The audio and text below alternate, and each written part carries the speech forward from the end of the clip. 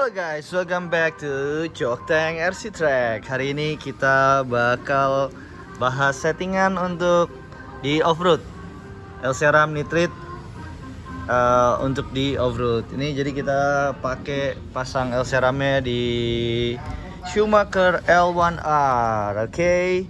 Ini sebelum kita mulai, kita pencet dulu, kita nyalain. Cara nyalainnya cuman tinggal dipencet yang ini aja nih, tombol yang di tengah. Ini adalah tombol powernya. Langsung nih. Oke, ini biar suara fan-nya nggak berisik.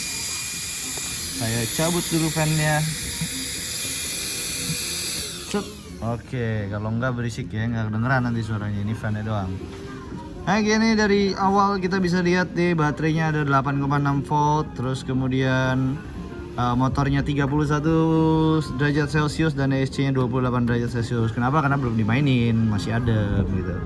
Motornya kenapa 31? Karena tadi habis di solder. Ini kita baru ganti motor Hobbywing 8,5 T. Setelah sebelumnya kita pakai Zombie Sandit 13,5, sekarang kita ganti ke Hobbywing 8,5 T. Oke, kita langsung masuk aja ke settingannya. Jadi cara mencet settingnya adalah nih, ada gambarnya. Ini dua dipencet barengan. Oke. Nah, yang pertama nih biar kelihatan jelas ya. Yang pertama adalah throttle PWM drive frequency, itu kita pasang di 24.000. Sebenarnya kalau buat di off-road kita bisa pasang dari angka 18 sampai 24.000, 8.000 sampai 24.000. Kalau mau ngedit tinggal pencet ini tengah, lalu kita kurangin, pencet yang bawah. Kita coba kurangin lah ya di 18.000 supaya agak responsif. Oke. Lalu kemudian eksponensialnya kita bikin biar agak agresif dikit ya. Kita bikin min 4, min 3 deh ya, min 3. Responsnya kita nggak mau terlalu kencang, kalau perlu kita minusin dikit. Jangan deh ya, 0 aja supaya biar pas lompat dia langsung dapat ininya. Kalau di plusin nanti dia terlalu cepat. Cuma nanti kita coba lagi di track.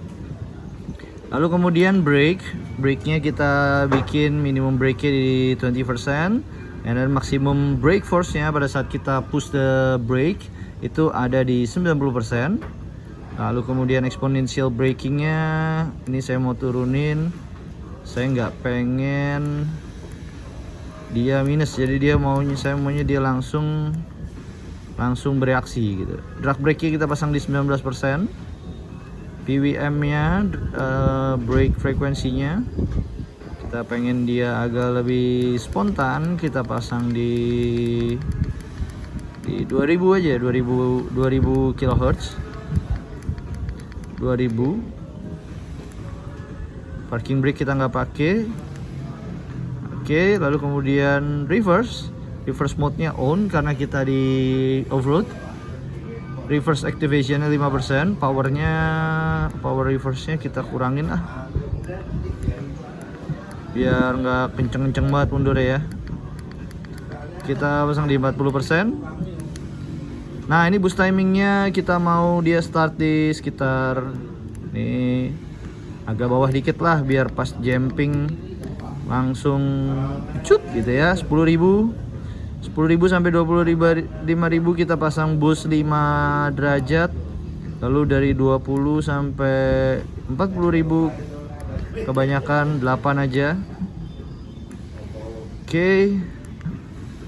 Lalu kemudian turbonya kita mau naikin ke 20 biar makin kenceng lagi. Walaupun udah pakai 8,5 T, kita mau kenceng lagi ya.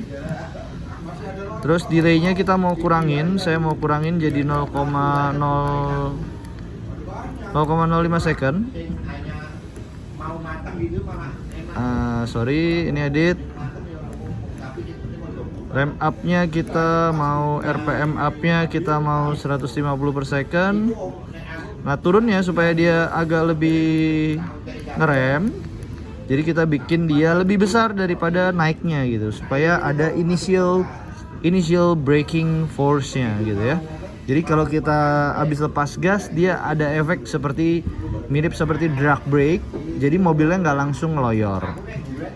Oke, lalu kemudian hall angle. Hall angle kita pengen dia di atasnya lagi, lebih mencelat lagi, lebih kenceng lagi. Maka angkanya kita kasih di 10 degree. 10 degree, cuman startnya kejauhan nih. Startnya jangan 21.000. Kita mau dia 8,5, kurang lebih di 20.000 lah ya. 20.000. 8,5 RPM max-nya. Nah, oke, 50.000 nggak apa-apa. Nggak ngaruh ya. Jadi 20.000 sampai udah top. Di topnya dia pokoknya kita pasang di 10.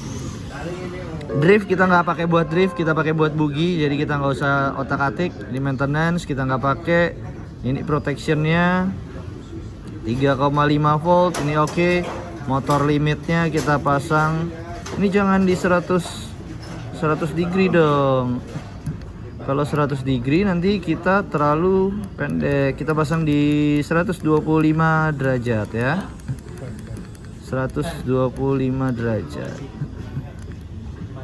Oke, BC voltage-nya 6,5 aja udah cukup.